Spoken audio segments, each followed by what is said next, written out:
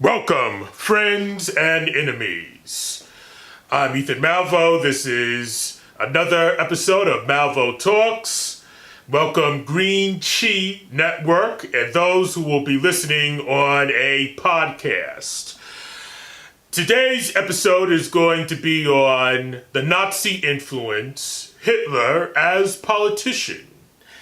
And I have already done a first part. This is going to be the second part of the Nazi influence. And there I was talking about how the American government co-opted and indeed gave various Nazis granted them a clemency and gave a blanket imprimatur for them to continue their work under the American auspices. Well, in today's episode, I'm going to be talking about Hitler as politician. And I think it is very important to understand that even though we condemn Hitler for his monstrous policies and for the Holocaust and all of the other afflictions that he has caused humanity, he was still nevertheless a very influential politician. And it is important to understand and comprehend how his influence continues to make itself felt and indeed observed and carried out in Western civilization as a whole. In other words, Western civilization has not gotten his political career out of its system. And I am going to be drawing the lines and linking up the dots so that you can see how we have not, even though we won the war against the Nazis, we have not overturned a lot of what they implemented and what is continued to be pursued in even our modern politics. But I am going to start off by reading from the book Psychopathic God, Adolf Hitler, by Robert G. L. Waite. For those of you on the podcast, I will repeat that again.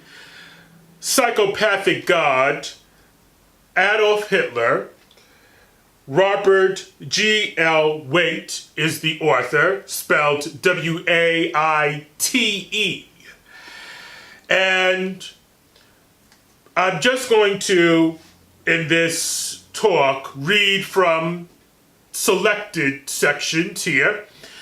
Overall, it's a very good book to examine Hitler and his overall influence, but nevertheless, I'm going to start off by quoting something that he said when he became an influence under President von Hindenburg, who was the president of the Weimar Republic. And here he said, under the rules of democracy, now I'm quoting Hitler, a majority of 51% governs. I have 37% of the total vote, which means that I have 75% of the power necessary to govern. That means I am entitled to 3/4 of the power and my opponent to 1/4. We bring into the business of government 75%, we meaning the Nazis or the National Socialist Party, of the capital investment. And this takes no account of the plain truth that every unit of my investment is worth twice that of others. My 15 million voters are in reality worth 30 million. And close quote. You see, Adolf Hitler was very much a provocateur, but more importantly, a very perceptive leader. I'm going to read you something that the author says again, and this is from the same book, Psychopathic God.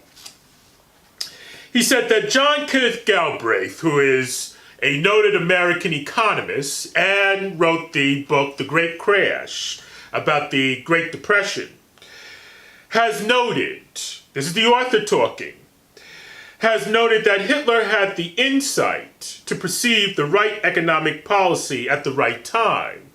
Immediately in 1933, he instituted a concerted and coordinated policy of deficit spending and public works.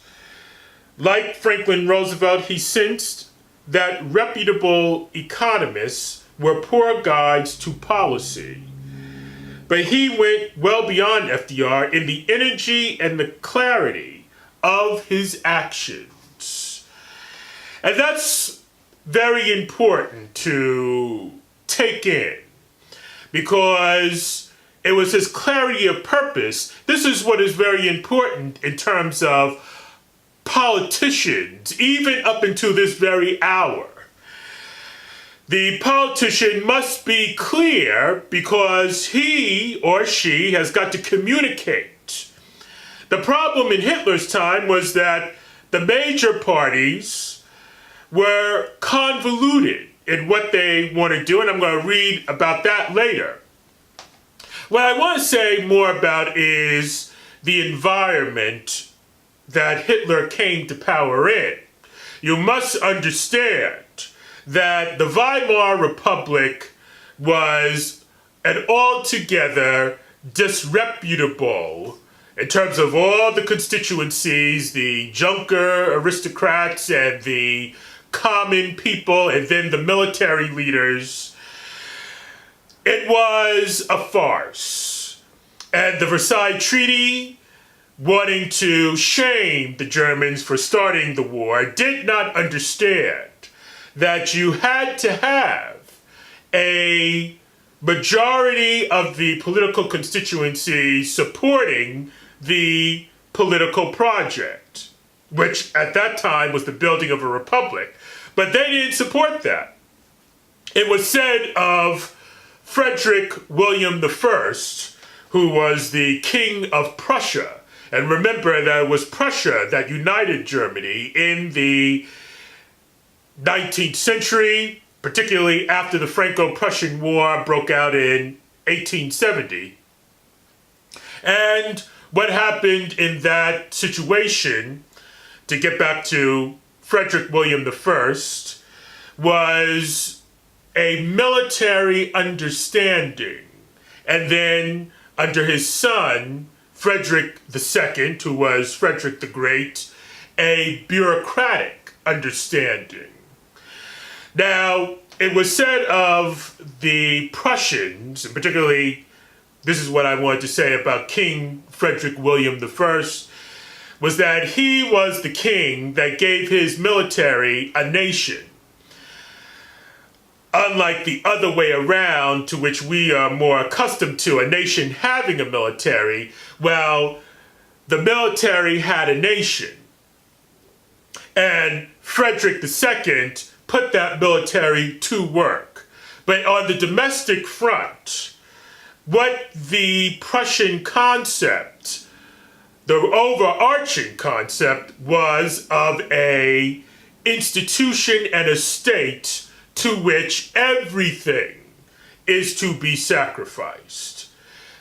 Into that model and motif came Hitler, who understood this in spite of the politicians around him refusing to admit what the Prussian values were.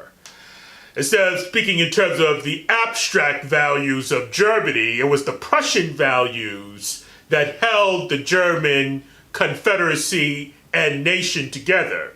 This is what Bismarck wanted.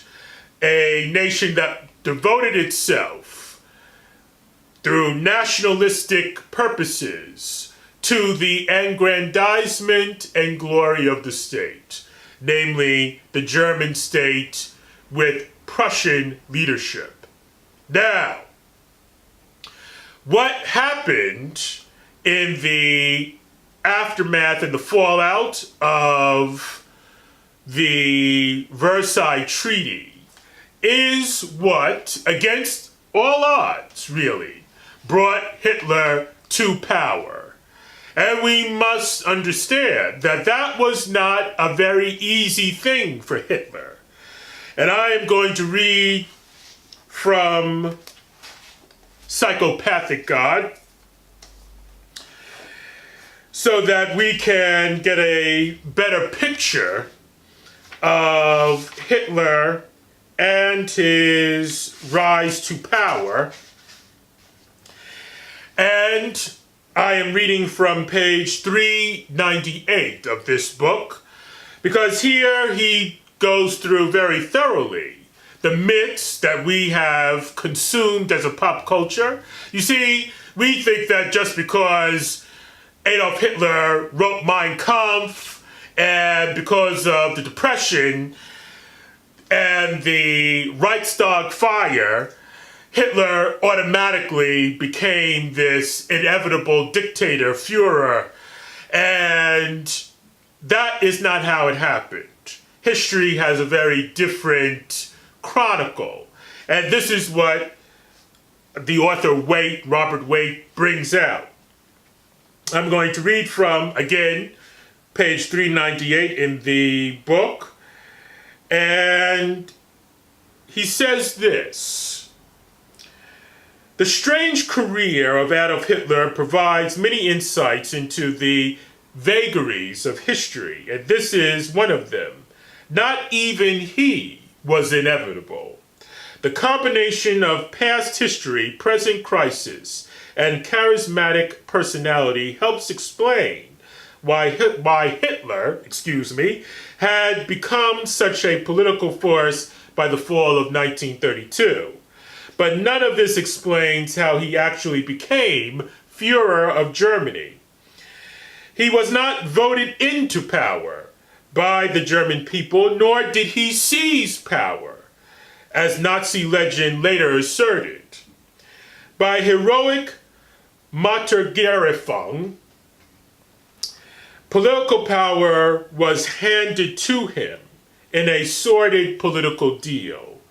He had tried 3 different ways to attain his goal. First, he had sought to seize power by coup d'etat in 1923. He had failed in that memorable fiasco. Second, he had tried to win a mandate from the German people, but he had failed to win the simple majority he had promised President von Hindenburg. The best he could do in the summer of 1932 was to get 37.4% of the vote, and even after attaining the chancellorship, profiting from the Reichstag fire, and then utilizing all the wiles of Goebbels' propaganda machine, his own brilliant demagoguery, and the intimidating power of his stormtroopers, even after all of that, Hitler could get only 43.9% of the vote. A majority of the German people still withheld their confidence from him. True, they had given him more votes than anyone else, but not a majority. And that is very important. Now I'm going to read just another quick section, and then I'm going to improvise, because what that is linking to is explaining something about the first quote that I mentioned in terms of Adolf Hitler. He understood how a 30% majority, or 30%, I should say, 30% can equal, in the end, 70%, especially when chaos is all around you. And You see, one of the things that carries over into our political period is the disrepute of the two major parties. Now, I'm going to talk about that right after I read this passage, which talks about the disrepute of the parties that he was contending against. And this is from page 400. And here the author begins with this. The conservative parties of the right, which had spent so much of their energies vilifying the Republic, showed that they had no political program of their own except to devise ways to make accommodations with Hitler. The Chancellor of the Republic during the critical years of 1930 to 32 was Dr. Heinrich Brüning, of the Catholic Center Party. He has often been portrayed as an able political leader who struggled manfully against the Nazi tide. His record does not support that reputation. He made the critical political mistake of dissolving the Reichstag in 1930 and attempting to rule by emergency presidential decree, thus making his government dependent upon the whim of the old President Hindenburg, who was increasingly influenced by a clique of military reactionaries. Brüning's myopic and stubborn policy of deflation exacerbated the Depression, idling factories and throwing millions of workers out on the street. The Hunger Chancellor, Brüning was called that, did little to help democracy. The position he had maneuvered himself into between left and right produced this devastating political joke. Why is Brüning like a guitar? Answer, because he's held by the left hand and played by the right.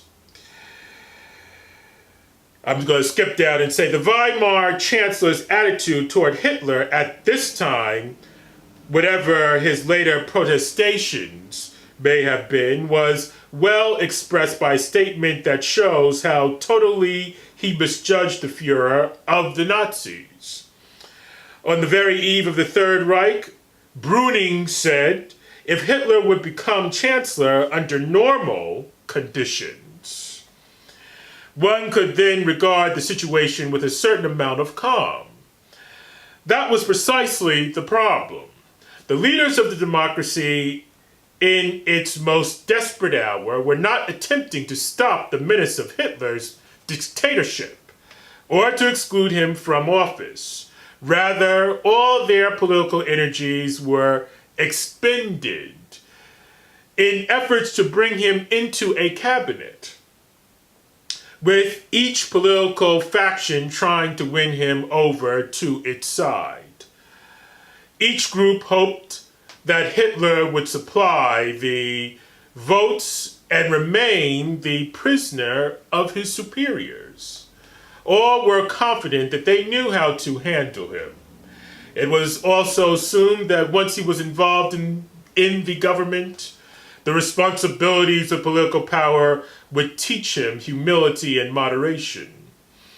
It has been said that the story of Hitler's rise to power is the story of his underestimation. It must also be said that there would have been no story of Hitler at all had not outstanding men and forces estimated him highly for their own purposes. And I've read enough of that to just give you a good foundation for what I am going to say now. And that is that the first thing you must understand is the complete disarray that the parties were in. And the reason why they were in that disarray is because of what I said earlier. Nobody really wanted the Weimar Republic to work. You see, when they asked, the Allies, asked for the surrender of Germany, and out of all of that, they said, well, we want also the elimination of the monarchy. And when they committed to that against the will of the people, you see, this is the reason why there was so much bitter feelings about the loss of the war. And what they really wanted was another king. And, you know, of course, Kaiser Wilhelm II, who was the Kaiser of World War I, had to abdicate, but why couldn't his son be the king? And why couldn't, furthermore, another Hohenzollern taken over? Hohenzollern is the dynasty. Taken over, and then you had a constitutional monarchy and everything else like that. Well, the Allies were not going to hear that. And as a consequence of that, they put together this makeshift republic, which many of the aristocrats were, the conservatives, in the party estimation or the party framework, were determined to eradicate and bring down. And as for what was going on the liberal side, you see, by that time, the socialists and the Bolsheviks, who were their patrons, had taken over the left in terms of providing the momentum to completely undermine all the vestiges that had gone before. Now, there is something I want to make clear here, is that, you see, Germany did not have a concept of the individual in terms of rights, in terms of being the penultimate expression of the state, or the expression of the nationalism in country.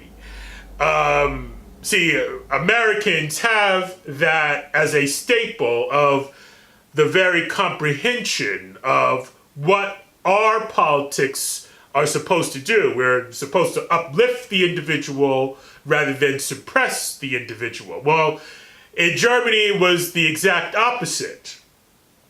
And because their bureaucracy worked so well, they understood, and this is the other point about National Socialism. National Socialism, which was the Nazi Party, is not the socialism of communism or the socialism that has the parameters and the pathology of trying to make everybody equal to everybody else. It is a socialism that was trying to preserve the old institutions and bureaucracy of the Prussian state, which had worked marvelously efficiently. And this is how Hitler was able to get a foothold in. Because none of the parties really worked together. President von Hindenburg, he came in as a king really without a crown, because all the Junkers and all the bourgeois wanted to have somebody who had that persona, who could be relied upon to keep that image of the Prussian going, the Prussian king going. King without a crown, as you might call it. But then, as I just read to you, when the economic crash and crisis hit Germany and Europe, you see, that's when whatever that pretense was that, von Hindenburg was carrying on, all that came loose. And then Brüning, who was then the chancellor, dissolved, in effect, the parliament and the democracy and said, now everything is under a kind of martial law. Here comes in Hitler, and he had all of the necessary abilities to make a coherent policy, and if not that, with a clarity of vision, which is something that Brüning and the other parties did not have. And then, being condescending, they said, okay, well, since you are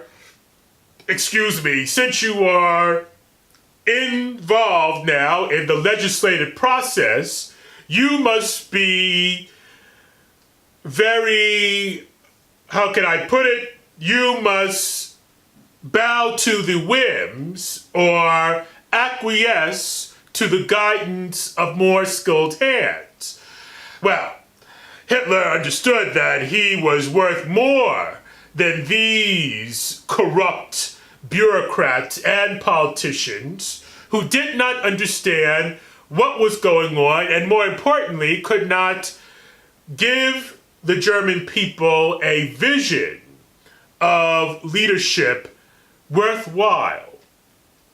And this is how Hitler was able to, as he said so himself, make his 30%, which was keeping the government going. That 30% was a 30% base support, unlike the other parties. And because the other parties, when they dissolved as Brüning did, when they dissolved the Reichstag's parliamentary system and indeed had a form of martial law take over, after that, then what you had was a problem wherein the communists were mobilized and you needed a force to undermine and fight back and keep the communists out of a place of opportunistic victory, politically speaking. And this is where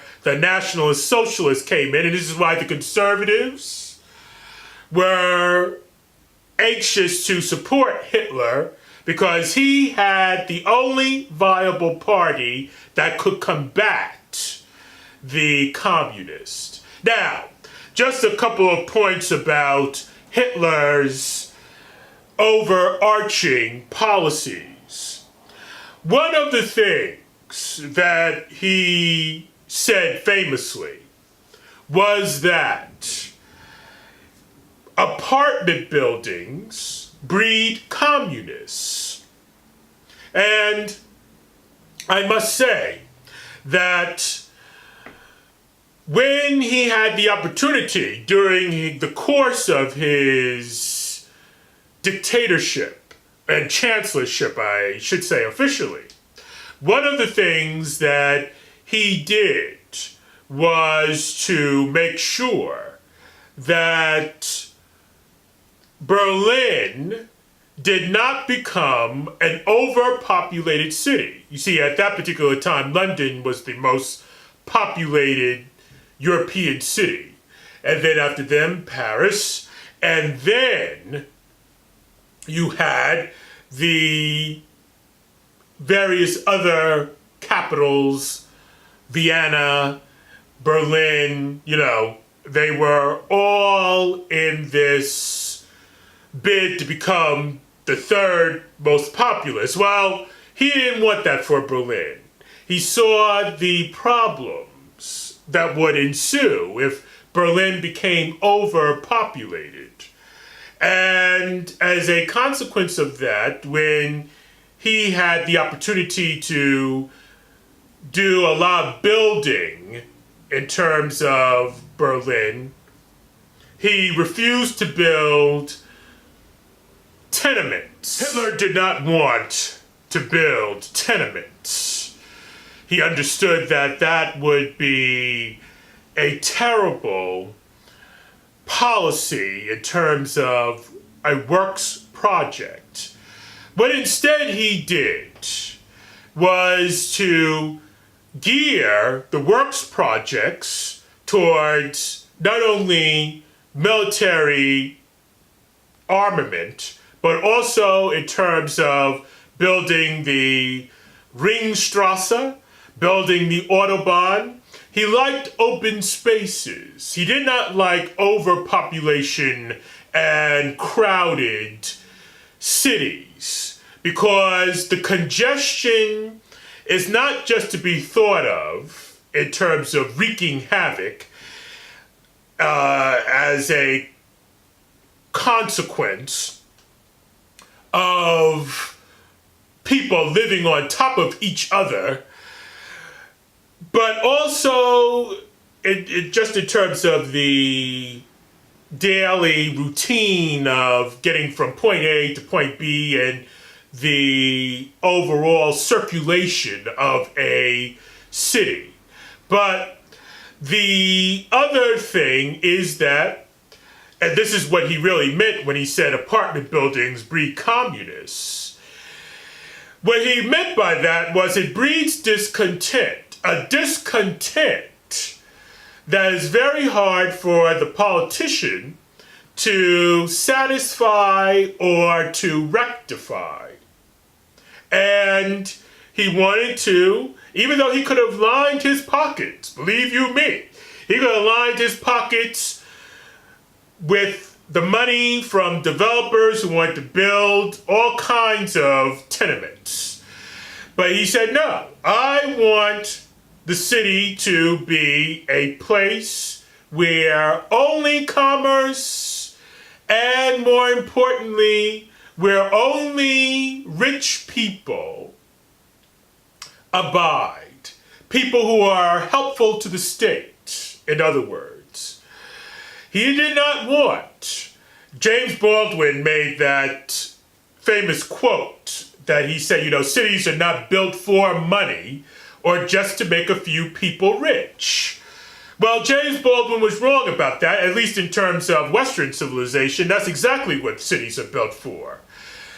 To make money and to make only a few people rich. And this is the reason why he did not want people living on top of each other in the urban setting.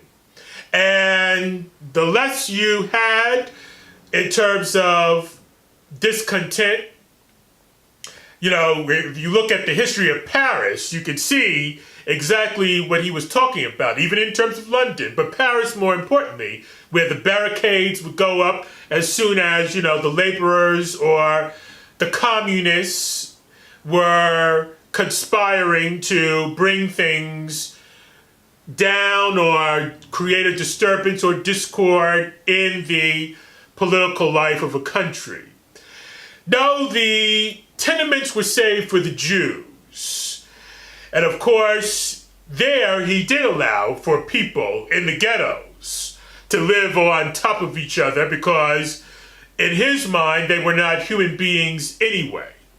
And who cares about how the slave, as far as the German state was concerned, is living, just as long as they produce. The other thing that he did was give the young people something to do by sending them off to the wars. And this is where the military-industrial complex was really originated, because here you had a lot of young people, especially after World War I, standing around with nothing to do. And he gave them something to do. Now, the other thing that is very important to understand is how he negotiated the accumulation of power. Because remember, when he first got into the Reichstag, he had indeed a minority. But because of the clarity of purpose of the Nazis, as he said in the first quote that I read to you, he had, in essence, a majority. Because that 30% was worth 70% of the other parties who were in complete disarray. Nobody had the boldness. Nobody had the determination and the will to hold together a singular position, which was recognizable, and that was to return the German state back to a formidable nation and a formidable power in Europe.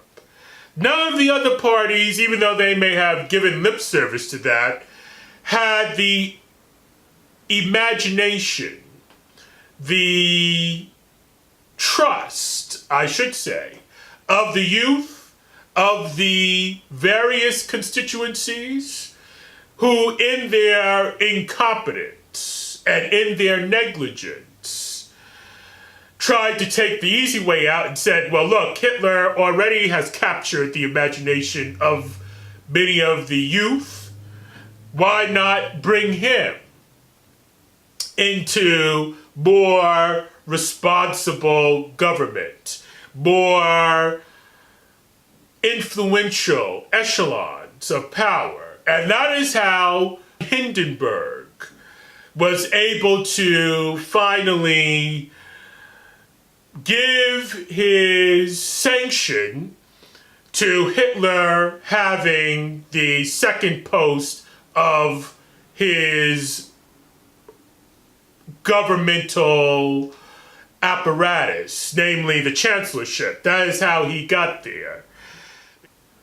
The official license to bring in the establishment and give Hitler the cover that he needed in order to maintain the chancellorship, so that when he got the chancellorship, see, the Reichstag fire in and of itself could not have given Hitler the power that he craved.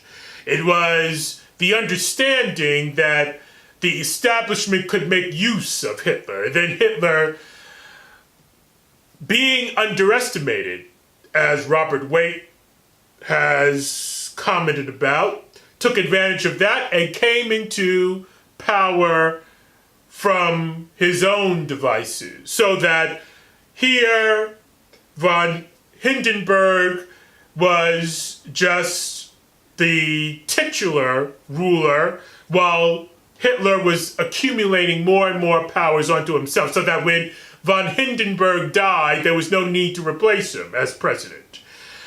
Hitler had already given the necessary destruction of the former state, the necessary obliteration of the former state.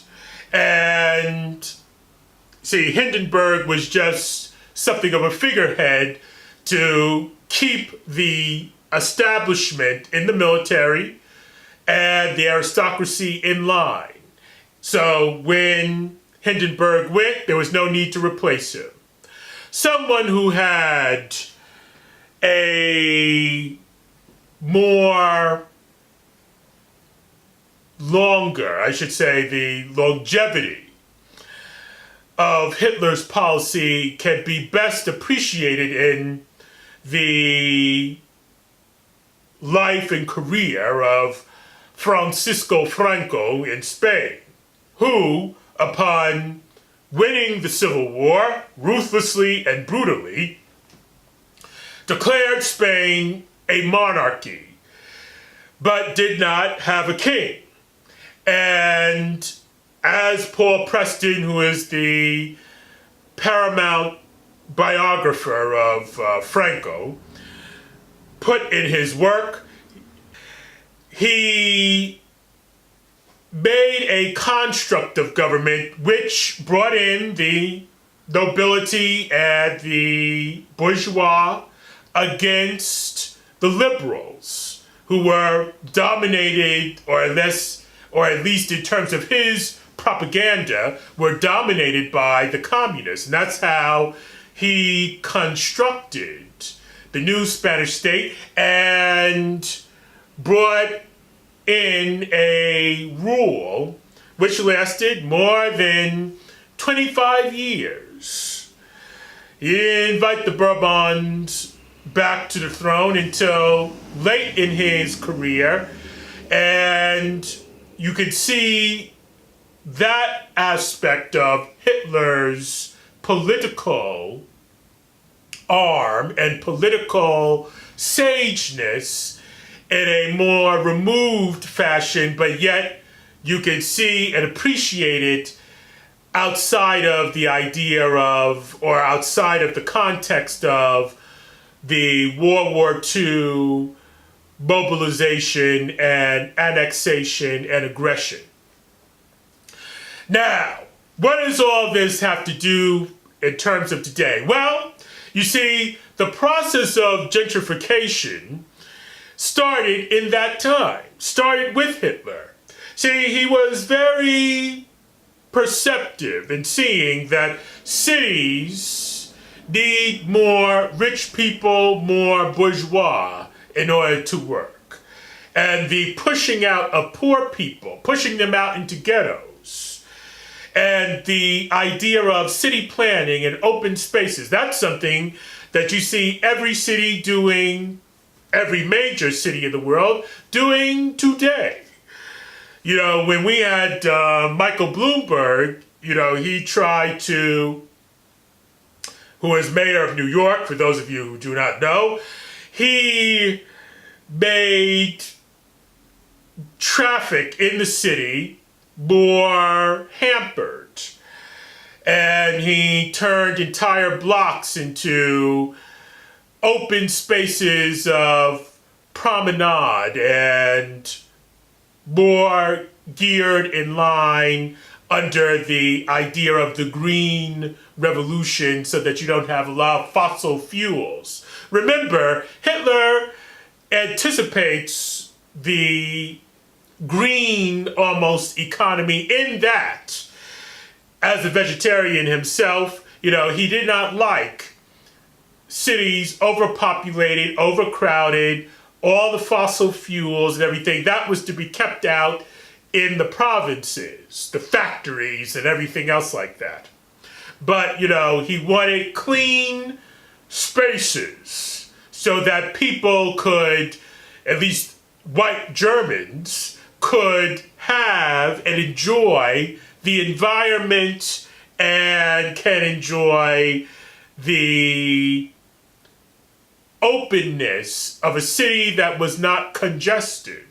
Well, this is something that carries on in the policies of today. The other thing is gentrification, as I said, and what has happened as a consequence of people not being gentrified, or at least as far as he understood it, you know, cities being continually overpopulated with people. You have a discontent, the discontent of the modern person. The modern citizen is something that the politician has been perplexed by. And you see, Hitler understood this before it became a zeitgeist of modern politics. You know, how do you satisfy the modern citizen? Well, you see, all of that he anticipated. You see, modern living has not made life necessarily happier, even though it has made life simpler. It has not made life more happier, more enjoyable. Indeed, the simpler life has become because of technology, the more complicated life has become. And he wanted to keep that complication from confounding his politics. And that's why the wars, the military aggression, and annexation were a very important part of his overall policy. Again, how all of that has to do with today? Well, he understood these things. I would read more, but I don't want to take up a lot of time, but he understood the importance of telling big lies, because when you tell big lies, the little lies become less important. And because people lie every day to themselves and to other friends, families, co-workers, and everything else like that, people are accustomed to lying, and he used that to his advantage. So all of these things, in terms of Western civilization, are still there. And Hitler utilized them for his own profit. Well, I'm going to put my period there. I am going to continue with the Nazi Influence Part 3 in the next video. But I guarantee you this was worth something in my PayPal, and that is paypal.me/Ethan, E-T-H-A-N, 905. Thank you for listening, Green Chi Network. Thank you for listening. Subscribe, like, and leave a comment in the comment section, and I will see you in the next video.